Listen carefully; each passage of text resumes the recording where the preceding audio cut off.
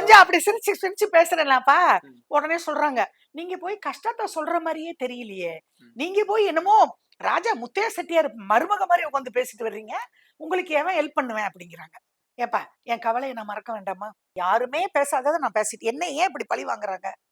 இப்ப நான் இப்ப இருக்கிற நம்ம முதல்வருக்கும் நம்ம தம்பி டெப்டி சிஎம்க்கும் உதயநிதியை நான் பார்த்து கேட்கிறேன், அரசியலை விட்டு என்னை தள்ளிருங்க. நான் மன்னிப்பு கூட கேட்டேன் உங்களை. நான் அது உலகத்துல யாரும் பேசாத நான் பேசல.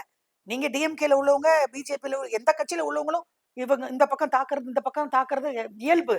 நான் அப்படி வரலாறு காணாத ஒண்ணும் தாக்கலையே. மறப்போம் மன்னிப்போம்ங்கிறது தானே வாழ்க்கை. Fast is fast. நானும் ஜெயலலிதா அம்மா செத்ததுல இருந்து பேட்டி கொடுத்துக்கிட்டு இருக்கேன். இன்னும் என்னை இப்படி ஒருவேளை நான் தற்கொலை பண்ணிட்டு சாகட்டும்னு நினைக்கிறாங்களா? அந்த அளவுக்கு நான் வந்து உங்களுக்கு விரோதியா? என்ன எவ்வளவோ பேர் இருக்காங்க தமிழ்நாட்டுல, யாரையும் பத்தி பேசலையா? அதனாலதான் தம்பி எல்லாருமே என்ன சொல்றாங்க தெரியுமா பாண்டியா, நீங்க அரசியல்னாலதான் நீங்க அழிஞ்சு போயிட்டீங்கன்னு விஜயகாந்த் பிரேமலதாவே சொல்லுதே, அப்புறம் என்ன பண்ண சொல்றீங்க?